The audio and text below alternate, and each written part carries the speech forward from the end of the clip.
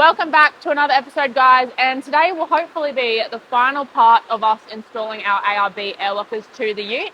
So come along as we get my rear diff centre fitted and all the lockers plumbed up. Let's go.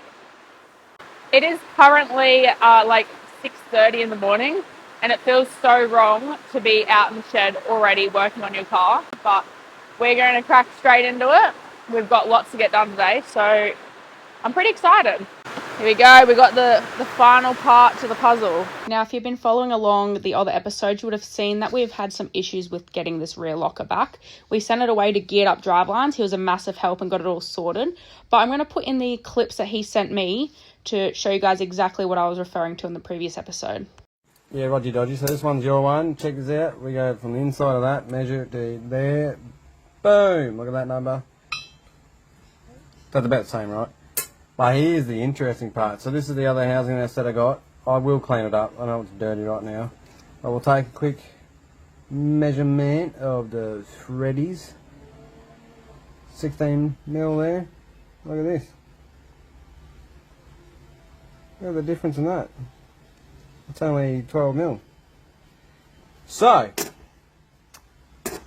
that'll work. And this must be a real rare one-off kind of thing with these really shallow threads. Very, very interesting. So yeah, after getting the rear housing changed to a different one, we're finally able to have the locker fitted.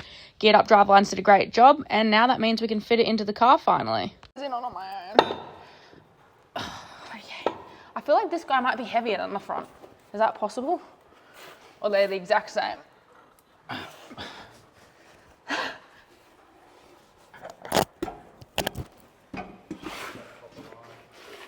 I'm trying. I know.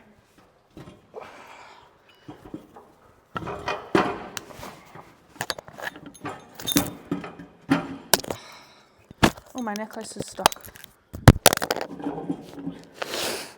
Woo! Okay. Oh, I forgot the gasket. Oh my God, kill me. Can you go get it for me? It's in my wagon. So yeah, as you can see, I forgot the paper gasket. Silly mistake on my behalf. At least by the end of this, I should be very good at removing and fitting diff centers. What happens when you forget to put the gasket on? You have to pull I'm it back so out. mad. That was so hard to get it in. And now I just have to pull it back out again.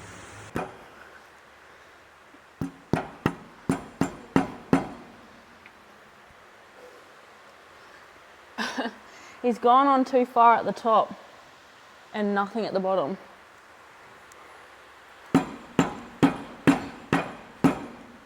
Hello. So after realising that I didn't put the gasket on, which was a bit of a nightmare, we pulled it back out again, as you do, and now we're just finally got it back in properly this time, and we're putting the little bolts on it, nuts on it I should say. We're going to tighten it up, and then it should be ready for us to do the axles and the brakes and all the rest of the fun stuff, so stay tuned.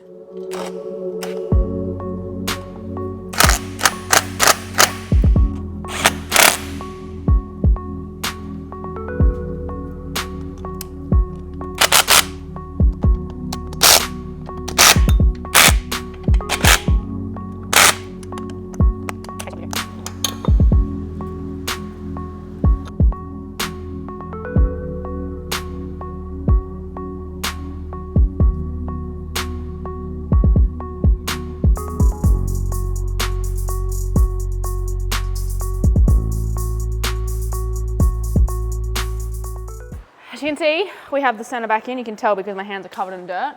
Now it's just time to put the axles back in, and while we had this part, we realised it needs new brakes as well, so we're going to put them on.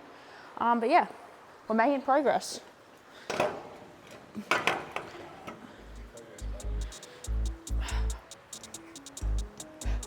course it's not going to go when I'm doing it. No. Do I need to give it a little hammer? But it's in, it's just not quite in enough, you know what I mean? Oh, see, the hammer works. Don't diss the hammer.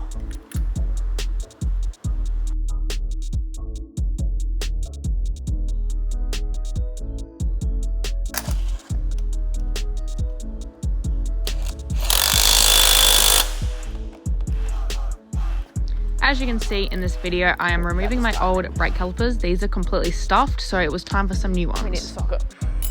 But I was like strong enough to undo that by hand. I'm not.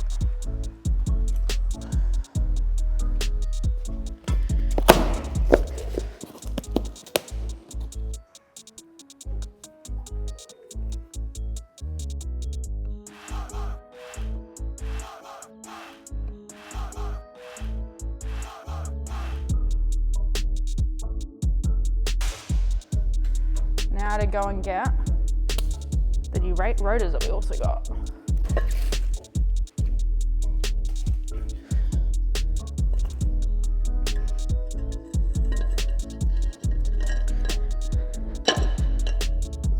Wow, look how beautiful that looks. Oh, I also have fresh brake pads as well.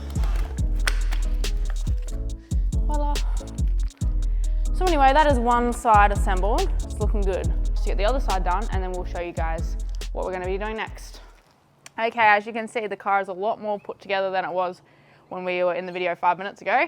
But we've got it all put together, and we've actually moved it out of the shed because it was going to be too hard to try and wire up the locker systems with so much stuff going on. So we're out here, it's all ready to go, and Bronson's actually going to take over the video for a while, and he's going to show you guys the wiring setup. So I'll hand it over to him and we'll see what he does. Alrighty guys, Kenny's headed into town to go grab some oil to fill these diffs up. She's left me to do the fun job. So now we're going to go through and hook up the air lines and wire the compressor up.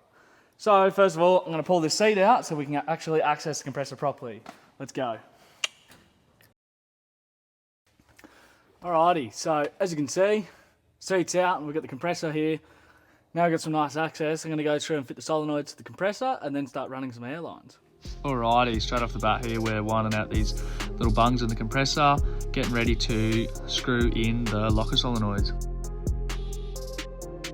These solenoids are nice and easy to fit, they just screw straight in, so I had to make some minor adjustments to get them to seat nice.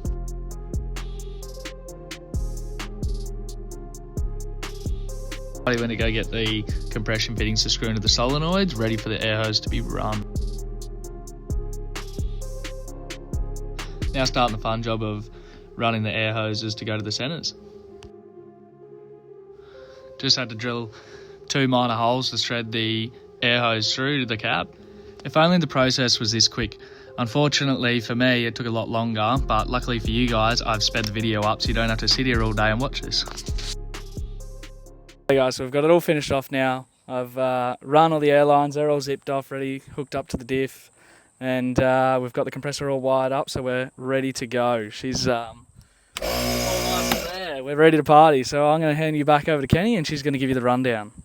Okay guys, so Bronson has worked very hard all of last night to get the lines all hooked up and all wired in for the air lockers. I'm super stoked with it. So a few of you guys are probably wondering why we chose to go with ARB air lockers, and to be honest, I wasn't too sure what to go with. I have an auto locker in my wagon currently, and I wasn't real happy with it when you're doing slow stuff. It tends to not disengage properly like it should.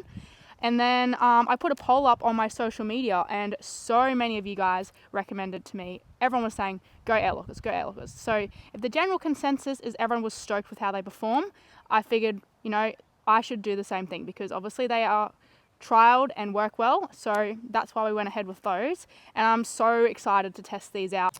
Now, after driving my wagon for about 3 years with an auto locker, I'm beyond excited to test out some air lockers. Not only can I actually switch them on and off, which is going to be so great, but also the ARB are the king of lockers for a reason, so I'm very excited to see how they perform. So stay tuned for the future episodes where we finally get to test this thing out on the tracks. So until then, we'll see you next time.